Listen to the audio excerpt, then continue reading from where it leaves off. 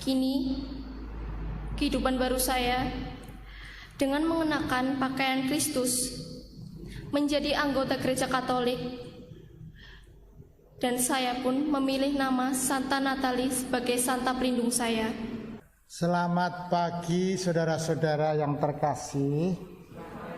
Saya juga menyapa saudara-saudara yang sedang mengikuti misa online dari Paroki Banyumas, saudara dimanapun berada di rumah masing-masing. Selamat pagi, Tuhan memberkati kita semua. Kita bersyukur bisa berjumpa di dalam perayaan Ekaristi. Yesus hadir dalam sakramen Ekaristi. Kita dipersatukan karena sakramen baptis. Maka pada hari Natal dan penambahan Tuhan, kita mengenangkan kedatangan Tuhan di tengah-tengah kita dalam diri Yesus dari Nazaret. Masa kanak-kanaknya merupakan masa persiapan hidup sebagai orang dewasa. Pembaptisannya oleh Yohanes Pembaptis di Sungai Yordan adalah permulaan tugasnya melayani orang lain. Sebagai utusan Bapa, ia akan membawa warta, tetapi ia akan melaksanakan dahulu apa yang akan diwartakannya. Ia tak akan berseru dan berteriak-teriak. Ia tak akan memotong rumput yang terkulai, tetapi akan berkeliling sambil berbuat baik, dan sebagai seorang hamba akan mengabdikan diri pada cita-citanya. Marilah berdoa. Allah Bapa yang kekal dan kuasa, Engkau telah memaklumkan Yesus Kristus sebagai putramu ketika sesudah pembaptisannya di Sungai Yordan. Ia keluar dari air dengan disaksikan oleh Roh Kudus yang turun padanya seperti burung merpati. Kami pun telah Kau angkat menjadi putra dan putrimu ketika kami dilahirkan kembali dari air dan Roh Kudus. Kami mohon semoga kami tetap setia dan hidup pantas sebagai putra dan putrimu demi Kristus Tuhan dan pengantara kami. Saudara-saudara yang terkasih, dengan sakramen baptis, status kita adalah anak-anak Allah yang berkenan. Dalam Injil, ketika Yesus dibaptis oleh Yohanes Pembaptis, terdengar suara dari langit, "Inilah anakku yang kukasihi, aku berkenan." Kita bersyukur karena baptisan, karena kita berkenan di hadapan Allah. Ini luar biasa, saudara-saudara. Ingat, saudara-saudara, kapan saudara-saudara dibaptis? Dibaptis dewasa atau dibaptis bayi? Tengkurep. Ya. Saudara Rani tanggal 24 Desember tahun 2020 dibaptis di Gereja Maria Immaculata Banyumas. Nah, sekarang hadir Rani. Nah, Rani, saya mau tahu, Rani itu sebenarnya dilahirkan dalam keluarga Katolik atau bagaimana? Baik Romo, perjalanan hidup saya sebelumnya, saya terlahir dari keluarga Hindu. Pada saat itu saya teringat sebuah kejadian yang sangat menyedihkan untuk kehidupan saya, di mana orang tua saya bercerai. Saya tidak tahu mengapa alasan mereka bercerai, dan pada saat itu usia saya belum cukup untuk mengetahui masalah internal di dalam keluarga saya. Dalam keadaan seperti itu, Akhirnya saya tinggal bersama nenek dan tante saya. Kebetulan tante saya beragama Muslim dan nenek saya beragama Hindu sama seperti saya. Waktu demi waktu berlalu, saya menjalani kehidupan saya. Dengan pengalaman demi pengalaman, menyenangkan maupun buruk bagi saya tetap jalani. Ada banyak hal, banyak kejadian dalam hidup saya yang sulit saya ungkapkan. Baik yang masih saya ingat dan yang saya lupakan, sehingga saya menjadi seperti ini sekarang. Saudara, sakramen baptis menjadikan identitas kita adalah anak-anak terang. Manusia lama yang kita miliki menjadi manusia baru karena baptisan. Rani menyadari pengalaman hidup yang sulit diungkapkan. Roh Kudus yang diterima dalam baptisan membuka Rani untuk melihat dan menerima karya Tuhan yang menuntun Rani sampai pada kehidupan yang terang. Tadi Rani mengungkapkan, Rani dibesarkan oleh tante dan nenek yang berbeda agama. Sebenarnya Rani itu ikut siapa ya dalam menghayati hidup beragama itu? Baik Romo, saya ternyata Muslim. Pada saat itu saya belum mengetahui bahwa identitas saya telah diganti, yang tadinya Hindu menjadi Muslim. Hari demi hari saya lewati, dan saya berusaha untuk baik-baik saja dan menjalaninya. Tetapi tidak bisa. Pada saat itu, saya sama sekali tidak dimintai persetujuan dari pihak keluarga ataupun orang tua saya. Selama saya SD dan SMP, saya tetap menjalani dan mendalami agama saya, yaitu agama Hindu, walaupun beridentitas Muslim. Awalnya sangat berat menjalaninya, beridentitas Muslim, namun mendalami dan menjalani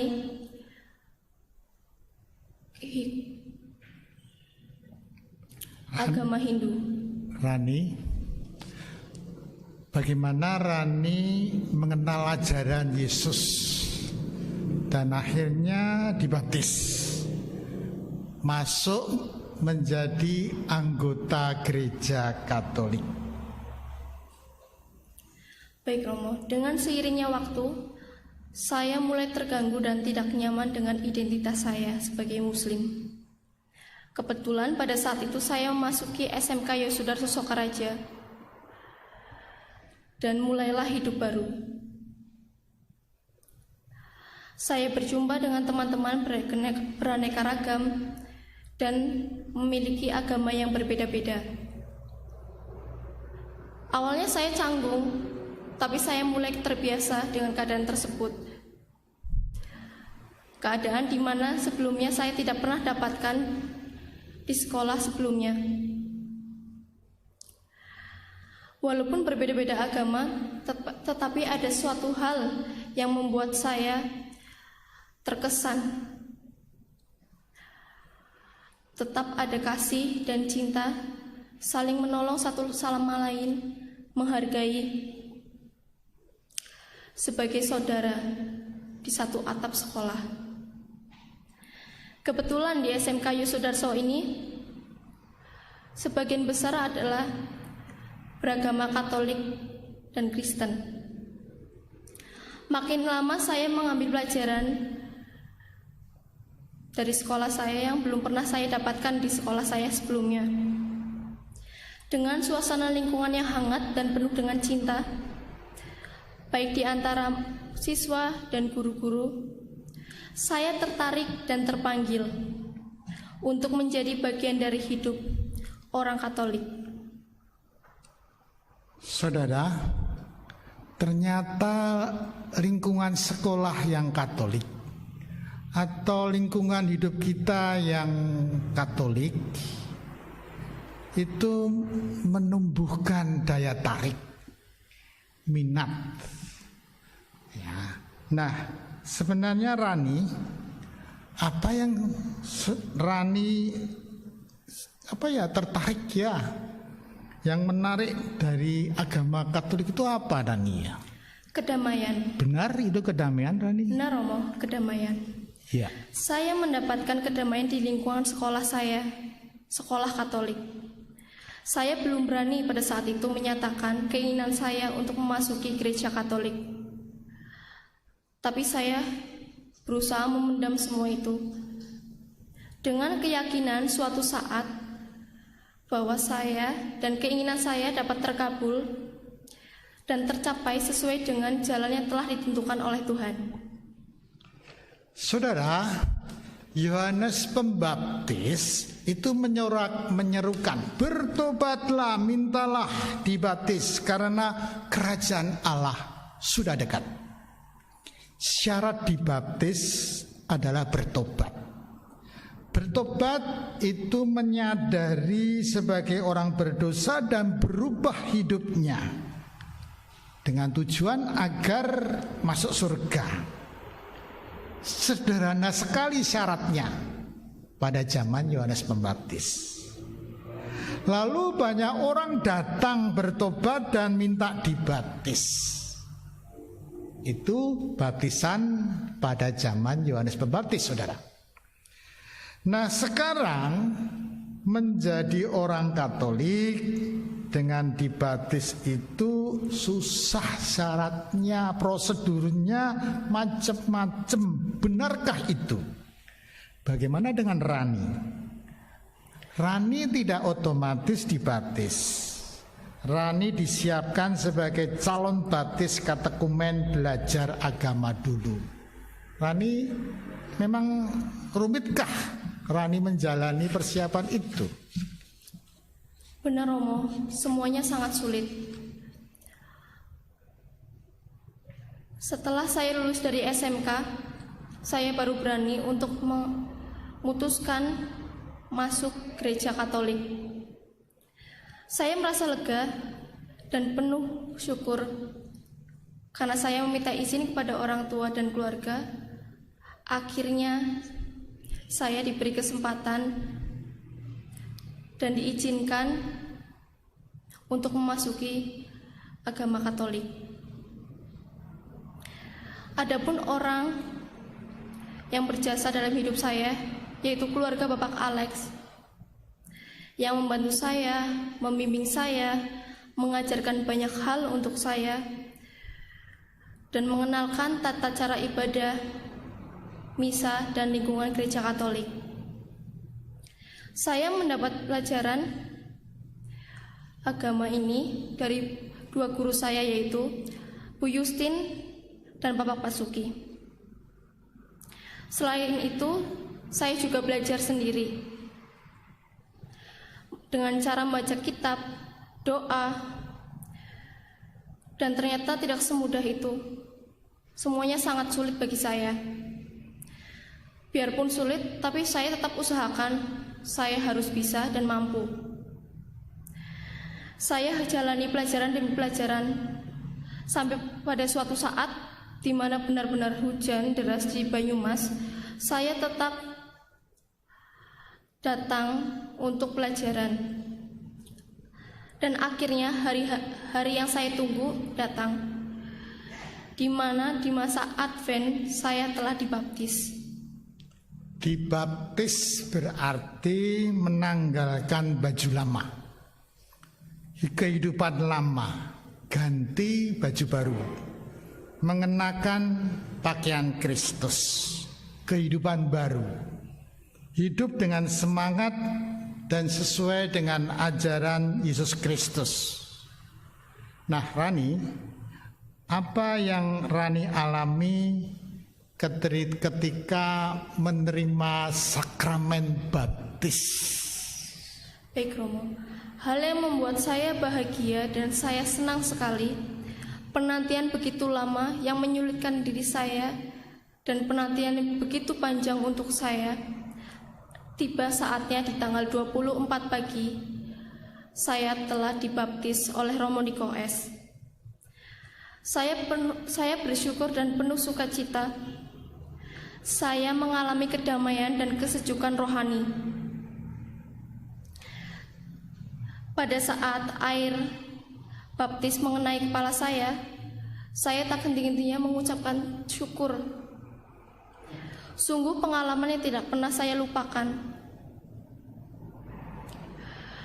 Kini, kehidupan baru saya dengan mengenakan pakaian Kristus, menjadi anggota gereja Katolik, dan saya pun memilih nama Santa Natalie sebagai santa pelindung saya.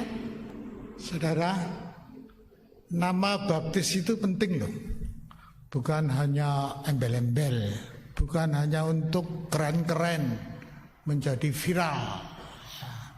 Nama saya dulu Lim Ceti, lalu dapat nama Nicholas, dipanggil Niko, padahal di rumah dipanggil Paimin.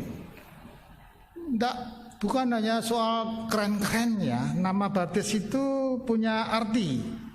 Nah, tahukah Rani makna Natali itu? Rani memakai nama Santa Natalie.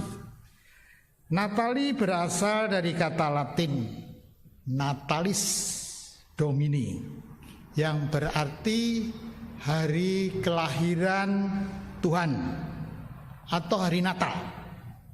Memang sangat tepat. Di hari Natal Yesus lahir di hati Rani dengan pembaptisan. Rasa syukur bisa memberikan kesaksian pengalaman dibaptis. Dan saya berterima kasih kepada Tuhan Yesus karena telah menuntun saya sampai saat ini. Dan juga terima kasih kepada semuanya yang telah terkait dengan saya. Halo Romo Niko. Lalu pesan apa yang akan disampaikan Romo di hari pembaptisan Tuhan ini? Saya dan saudara-saudara pasti dapat mengambil makna pengalaman Rani ketika disiapkan memutuskan menjadi Katolik dengan menerima sakramen baptis. Hari ini gereja merayakan hari pembaptisan Tuhan Yesus.